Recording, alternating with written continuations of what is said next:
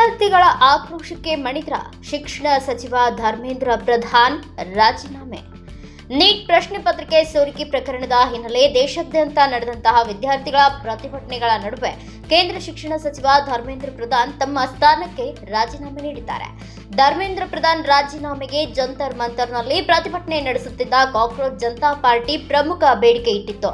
ಸರ್ಕಾರದೊಂದಿಗೆ ನಡೆದ ಮಾತುಕತೆಯಲ್ಲಿಯೂ ಶಿಕ್ಷಣ ಸಚಿವರ ರಾಜೀನಾಮೆ ವಿಚಾರದಲ್ಲಿ ಯಾವುದೇ ರಾಜಿ ಇಲ್ಲ ಎಂದು ಸಿಜೆಪಿ ನಾಯಕರು ಸ್ಪಷ್ಟಪಡಿಸಿದರು. ಪ್ರತಿಭಟನಾಕಾರರು ಕೇಂದ್ರ ಸರ್ಕಾರದ ಮುಂದೆ 3 ಪ್ರಮುಖ ಬೇಡಿಕೆಗಳನ್ನು ಮಂಡಿಸಿದ್ರು. ಸೋನಂ ವಾಂಗ್ಚುಕ್ ಅವರಿಗೆ ಸಂಪೂರ್ಣ ಸ್ವಾತಂತ್ರ್ಯ ನೀಡಿ ಅವರ ಸಂಚಾರ ಹಾಗೂ ವಿಡಿಯೋ ಸಂದೇಶಗಳಿಗೆ ಯಾವುದೇ ನಿರ್ಬಂಧ ವಿಧಿಸಬಾರದು. ಪ್ರಶ್ನೆ ಪತ್ರಿಕೆ ಸೋರಿಕೆ ಪ್ರಕರಣದ ನೈತಿಕ ಹೊಣೆ ಹೊತ್ತು ಧರ್ಮೇಂದ್ರ ಪ್ರಧಾನ್ ಅವರನ್ನ ತಕ್ಷಣವೇ ವಜಾಗೊಳಿಸಬೇಕು ಹಾಗೂ ನೀಟ್ ಪ್ರಶ್ನೆ ಪತ್ರಿಕೆ ಸೋರಿಕೆ ಬಳಿಕ ಆತ್ಮಹತ್ಯೆ ಮಾಡಿಕೊಂಡ ವಿದ್ಯಾರ್ಥಿಗಳ ಕುಟುಂಬಗಳಿಗೆ ತಲಾ 1 ಕೋಟಿ ಪರಿಹಾರ ನೀಡಬೇಕು ಎಂದು ಆಗ್ರಹಿಸಿದ್ರು.